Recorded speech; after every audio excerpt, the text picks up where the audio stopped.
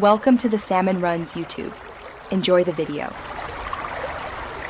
You start by confirming the VIN and the installed map version in the car system. This tells you which update package to download.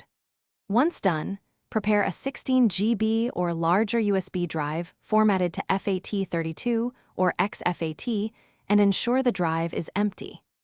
Make sure the vehicle battery is adequately charged or connect a trickle charger so the update won't stop mid-process. Now go to Volvo's official map update tool on your computer and sign in so you can download the correct map files. You'll download the map package using Volvo's update tool or My Volvo account. Pick the map that matches your VIN and region. After the download finishes, extract the archive and copy the map folders to the USB drive route. Do not nest them inside extra folders because the car expects a specific structure.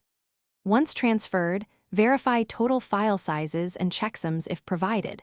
This avoids corrupted installs. Then safely eject the USB from your computer and head to the vehicle to begin the install sequence. You insert the prepared USB into the car's USB port and follow the on-screen prompts to start installation. The system will detect the new maps and ask for confirmation. Install times vary, expect 30 to 90 minutes, so make sure the engine or accessory power stays on. Once complete, the system will reboot and show the new map version.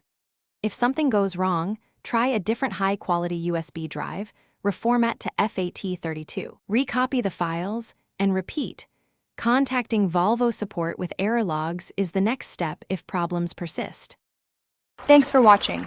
Consider subscribing if we helped you.